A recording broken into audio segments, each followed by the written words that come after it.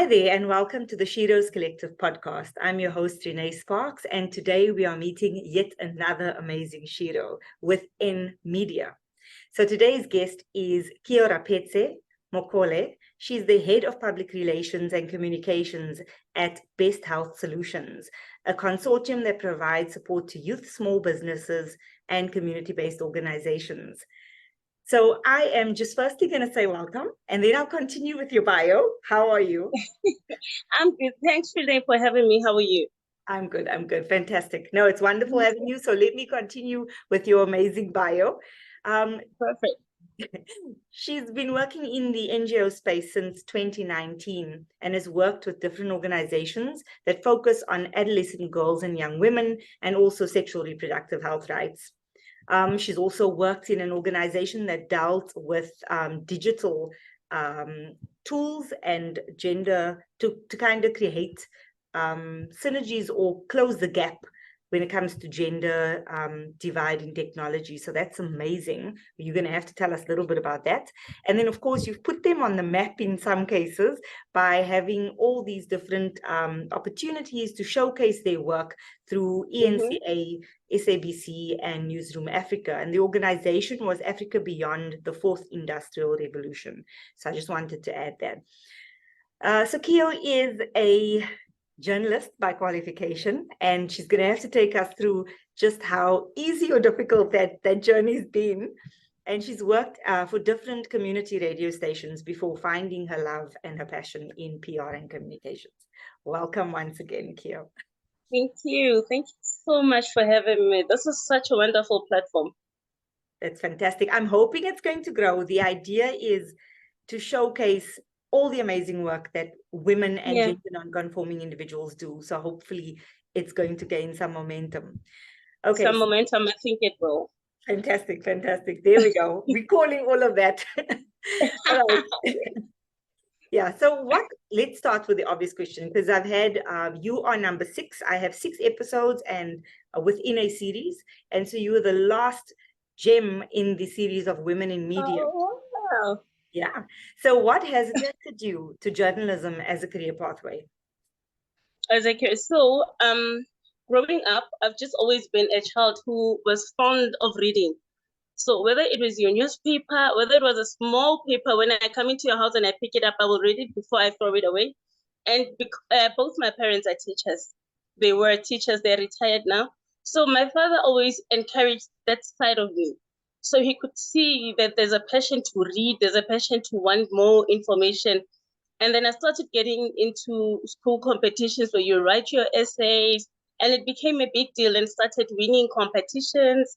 And I got into the debate team and I made it to the national team. The competition, it became such a big part of my life. And my parents centered their lives around that area, you see. Yeah. So when I did my matric, at first I wanted to be a vet. And I said, no, I want to be a vet. And my mom was like, how do you want to be a vet when you can't stand blood? So my father said, but why would you want to move when you've already established this side of you and we've seen how it's your strong point? So why wouldn't you want to grow from there? So we started looking at PR first, public relations, and I applied and I was not admitted. And the second best option was journalism. And I got in, and that's when I fell in love. It's amazing, right? Jeez. It's so amazing. Yeah, thinking about health. And so I always make the joke, my dad always used to say I should have been a journalist. And I was like, I'd come in and I'd be the one reporting on everyone's everything. And I am someone who picks up on the smallest thing. Like, even if I go out now, people will ask me, did you see that? What did you see? Because they know I would have picked up something else. But it's incredible how parents kind of help shape. Oh, sorry. Oh, bless you. It's incredible how parents shape the way that you kind of find your passion, right? And I know you didn't go and stay within journalism. Also, your path to journalism itself wasn't easy. At some point, I'd read that you hadn't finished and you'd gone and done other things. So can you take us through that a little bit? Yeah, so after I did my second year, because whether it's a reality we admit it or not, it's not easy for a Black child to secure education. More especially in 2002 when I completed my matric. So the first year, my parents were able to pay for my tuition. The second year, I used NSFAS, and the third year, there were no funds. Yeah. So there was nothing that I could do. And instead of staying home, I had to start looking for a job. So I worked first in retail, but when I got to retail, it is the weirdest thing. So when I got to retail, the gentleman who hired me said, before I put you in my shop, I need to know you'd be able to market me and you'll be able to sell. And he gave me flyers to stand at the robots. Oh my word. And I was giving out flyers at the robots for a full month.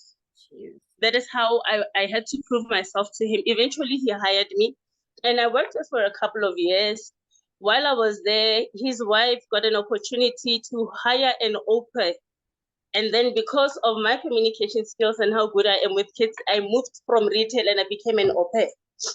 Wow. And I was and then I did that. I think I did that for 2 years. And that's when I came back to I did that for 2 years, and then that's when I came to radio and I started working at community radio stations.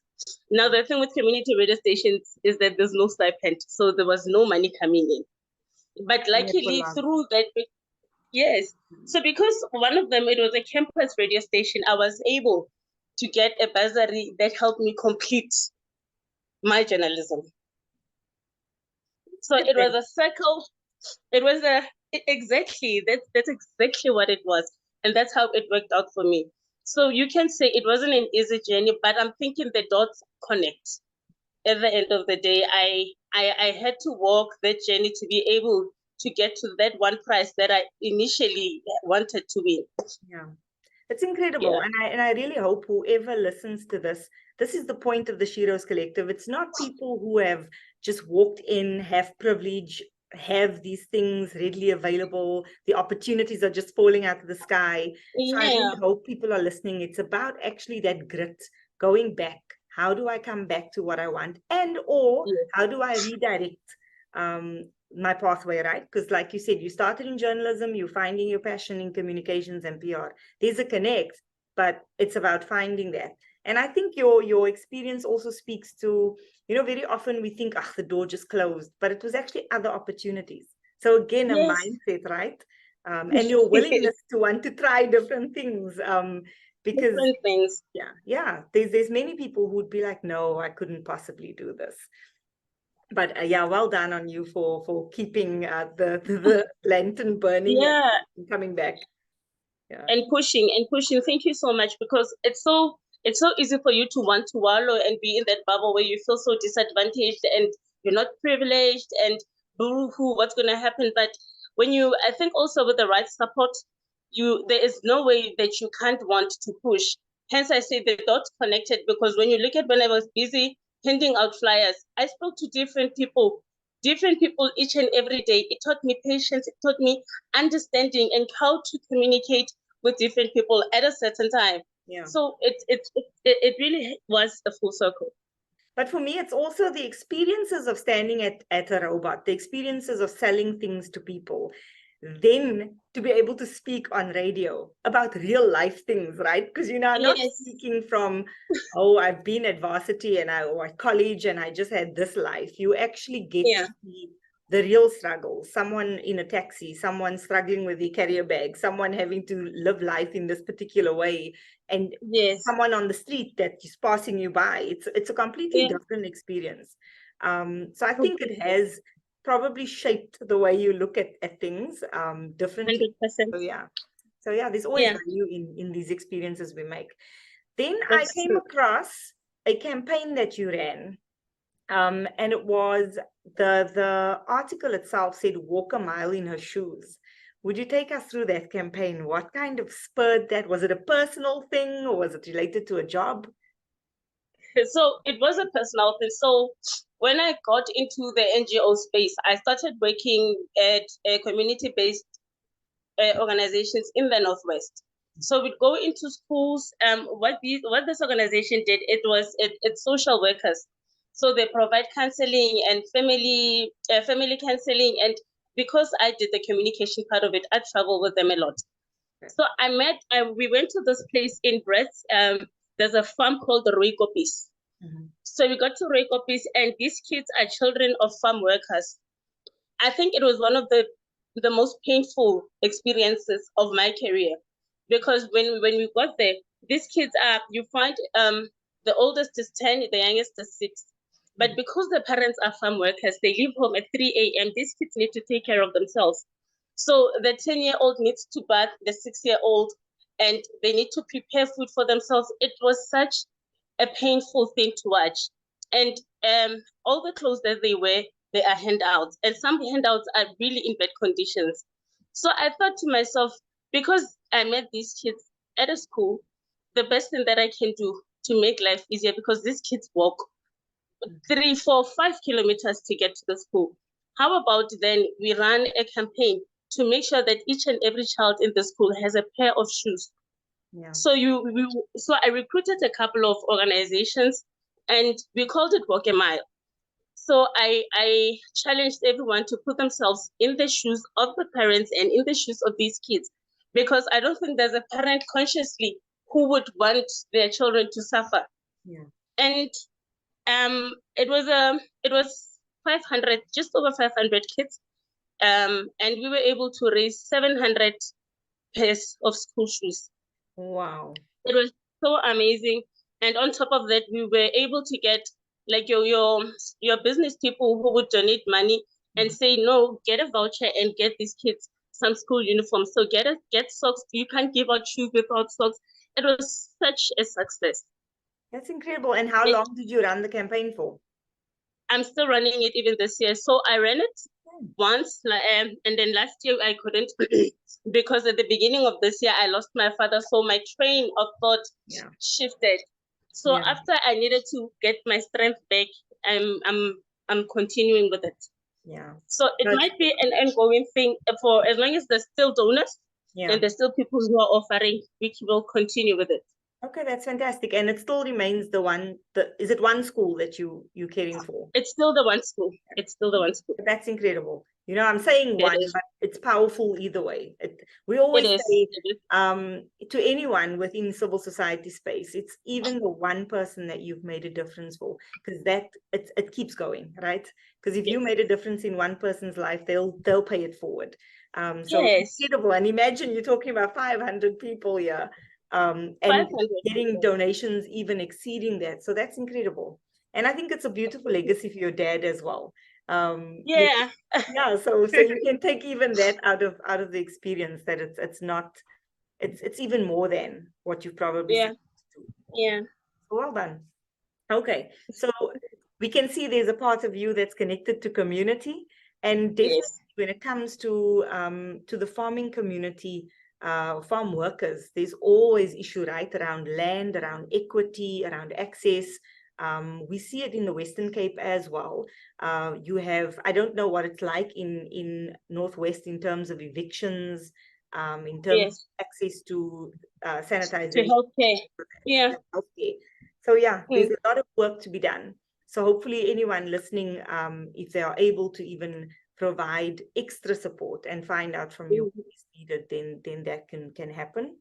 I know in the Western Cape there are NGOs that work within the space, but it is a very volatile space. So again, your advocacy in one particular thing could be a ripple effect to many other issues.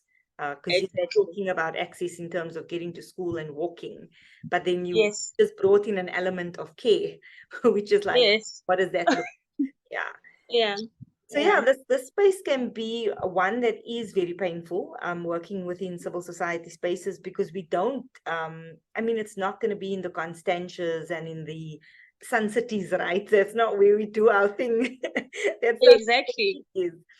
So we ourselves then get depleted and kind of have this pain of witnessing people either having to perform their poverty to get something, which is also a problem. But also I think women in general have got this caring, nurturing element. It's like, I cannot possibly walk away from this, right? So how do you care for yourself? Because this is pain. You just expressed that this was one of your most painful things It to. was. So yeah, Yeah, how do it you work was. through that?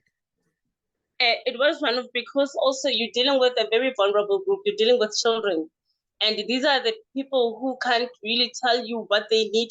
You as an adult need to be able to see it and identify it and see how you can help fix or remedy it.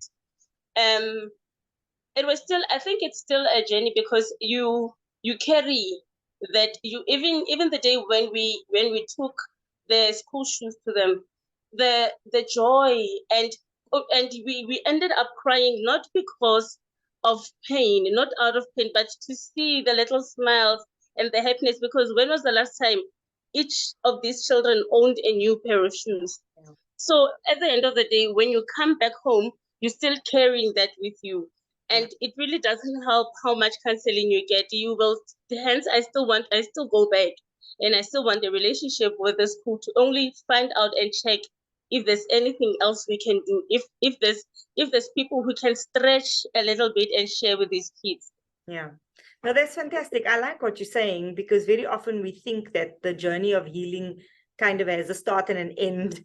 But we all very well know with mental health, it's all over the place, right? And with triggers. Yeah. I mean, if you're going back to the space, you're seeing something that's even worse than you thought you'd seen the last time, or you're seeing the same situation. It's playing itself out again. So very often, these are the things that we do need to look out for when we work within these spaces. That includes journalism. I've had a few journalists on that, all the news that you kind of absorb is negative. But I think what I like about your journey so far is that you've taken what might occur as or look like a painful situation, and you've kind of made that bridge to say, well, I had to go and stand at the robot, not that this is what I want to do, but look at what it's taught me. Or I've gone to this farm, I've met these children, but look at the opportunity it created, right? So again, I think that is what makes the difference in terms of Sheroes. You take that little thing that you have and you're creating magic with it. Yeah. And you create magic with it. And it's so interesting, because you go into that school to donate school shoes. And when you're trying to heal one wound, you find out there's another wound, because some of the older kids don't have sanitary towels. So when it's that time of the month, they don't go to school. So now you move from only collecting shoes to trying to collect sanitary, to collect pads for these girls. So it really is a journey where at the end of the day, your strength is the only thing that you can wear when you walk into that school. Yeah.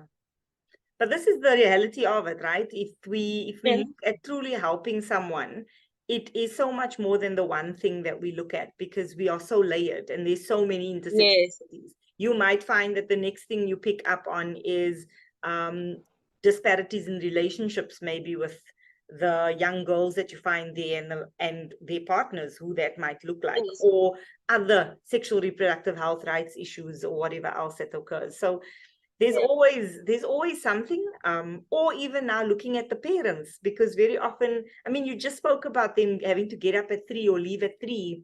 Where's their self-care? Where's their ability to care for themselves and then care for others? So I think our work is never done. There's always something to do, but it's really wonderful to see you doing it within those spaces. And the Northwest, I know people there would even you've got the Provincial Council on AIDS, so there's even people you can tap into within those spaces. And I know, being part of Best Health Solutions, obviously you've got this connection as well, many stakeholders, which is great. Yeah. Yes. Thank you So so much. how do you use your current position to kind of strengthen things like this? I know it was a personal project, but are you able to, or do you just do it on your own? So far, I think I have been lucky, because in my line of PR, I've had the opportunity and the pleasure of working and building relationships with different media houses, different producers. Hence, you've seen there've been articles around our program. We've done interviews with Motsweding FM, which is in the Northwest. And it was a big platform, because this is the SABC. So, it will be able to spread across as compared to your local radio stations. Yeah. So I think because of my line of PR, we were able to actually, I don't think we could have reached the number of donations that we did had it not been my colleagues in the media spaces. They do come through a lot. Yeah, that's amazing. So again, we build on collaboration. Obviously, you need support, and that comes in the form of, like you just said, your social network and the people that you know. So absolutely wonderful. I think that every person who's thinking about entering civil society space, you need people. It's all about people, right? But you need people. Yeah, absolutely. Can I ask you, do you have any tips, advice, or any gems that you can share with someone thinking about taking a journey down either journalism, media, communications, PR, any of those? I think from where I'm standing, especially because I got to exercise my PR and communication working with people who are less privileged.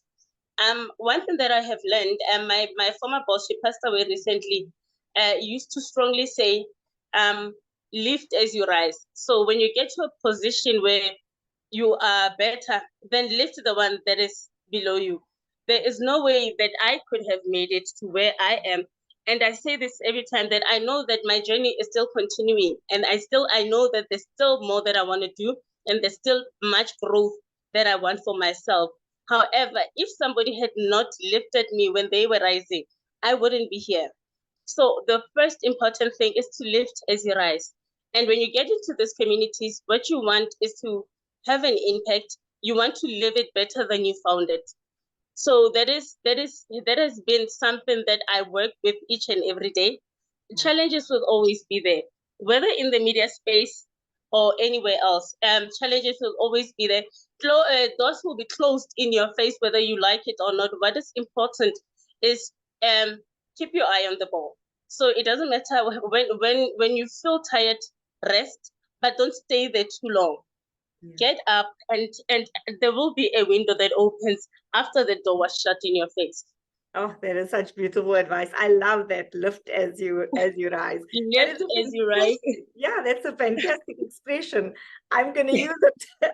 Thank you so much for that. On that note, I mean, seriously, what more do you want to hear? And I love the fact that you touched on rest when you have to. Yes. Because that is something that we sometimes don't afford ourselves.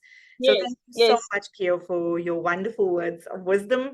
And again, to anyone listening, that last line was incredible. Lift as you rise. I mean, lift as you rise. Absolutely brilliant. Thank you so much. Thank you so much. Thank you so much for having me. It's an absolute pleasure.